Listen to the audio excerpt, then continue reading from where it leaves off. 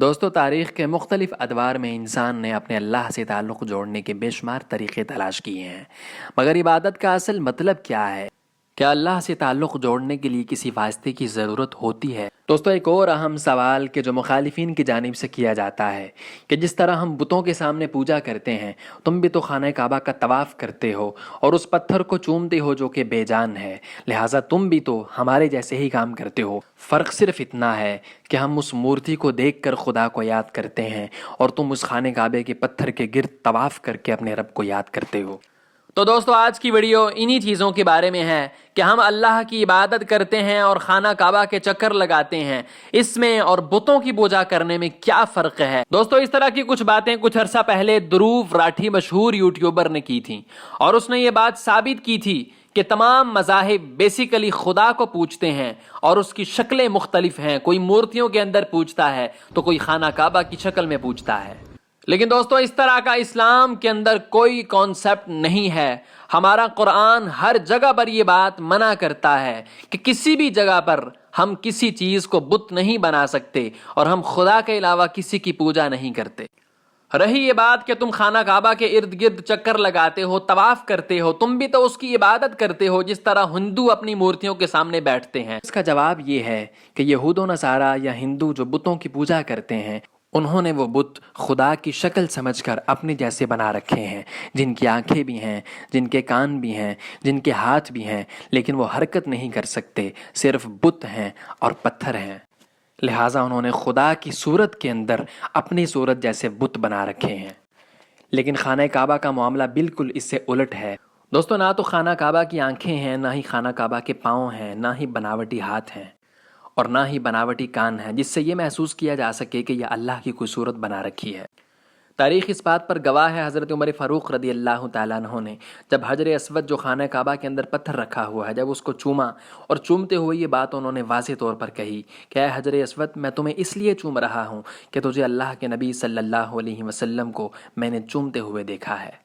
اور سالانہ جب خانہ کعبہ کا غلاف بدلا جاتا ہے تو مسلمانان امت اس غلاف کو چینج کرتے ہیں۔ اگر خانہ کعبہ کو کوئی بندہ خدا سمجھتا ہوتا تو اپنے خدا کے اوپر پاؤں لے کر نہیں چڑھا جاتا، اور ہر سال مسلمان پاؤں کے ذریعے سے اوپر چڑھتے ہیں اور اوپر چڑھ کر اس کے غلاف کو چینج کرتے ہیں۔ لہٰذا بات یہی ہے کہ مسلمان خانہ کعبہ کو نہیں پوجتے اور نہ ہی ہندوؤں کے رسم پر پوجتے ہیں، بلکہ جسٹ اللہ کو راضی کرنے کے لیے اس کے محبوب صلی اللہ علیہ وسلم کی بات مان کر اس کا طواف کرتے ہیں۔ ہمارے پیارے نبی صلی اللہ علیہ وسلم، آپ نے خانہ کعبہ کے اندر سے بت بھی گرائے، اور اس وقت خانہ کعبہ کی دیواروں پہ حضرت ابراہیم علیہ نبینا علیہ صلاۃ والسلام کی کچھ تصاویر بھی بنی تھیں۔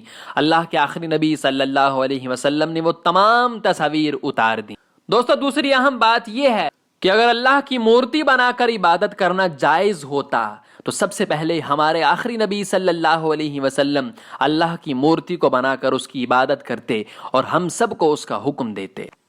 لیکن ایسی کوئی بات ہمارے اسلام کے اندر قطعاً موجود نہیں ہے۔ سورہ نساء کی آیت نمبر 116 میں اللہ نے واضح کر دیا کہ اللہ سب کچھ بخش دے گا سوائے مشرک کے، اس کو اللہ نہیں بخشے گا۔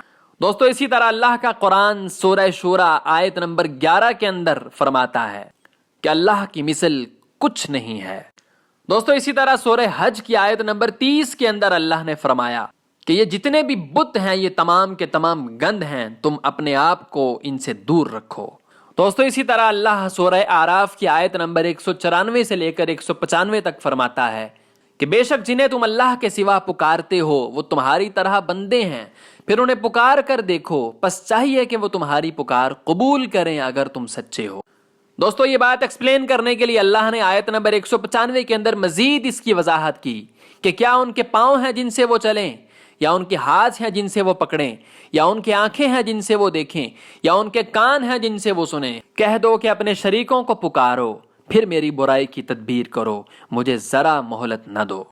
دوستو، اس کے علاوہ مسلمانوں پر ایک اور بھی تاریخی بات کہی جاتی ہے کہ تابوت سکینہ بنی اسرائیل والوں نے جو منگوایا تھا اس کے اندر بھی یہی کانسیپٹ کو بیان کیا جاتا ہے، لیکن اللہ کا قرآن سورہ بقرہ آیت نمبر 248 کے اندر اس بات کو بھی واضح کرتا ہے۔ اللہ فرماتا ہے، جس کا ترجمہ کچھ یوں ہے، اور بنی اسرائیل سے ان کے نبی نے کہا کہ طالوت کی بادشاہی کی یہ نشانی ہے کہ تمہارے پاس وہ صندوق واپس آئے گا جس میں تمہارے رب کی طرف سے اطمینان، تسلی ہے، اور کچھ بچی ہوئی چیزیں ہیں ان میں سے جو موسیٰ اور ہارون کی اولاد چھوڑ گئی تھی۔ اس صندوق کو فرشتے اٹھا لائیں گے، بے شک اس میں تمہارے لیے پوری نشانی ہے اگر تم ایمان والے ہو۔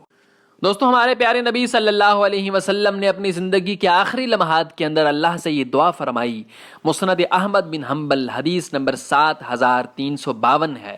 آقا کریم صلی اللہ علیہ وسلم اللہ سے دعا کرتے ہیں، اے اللہ میری قبر کو کبھی بت مت بننے دینا۔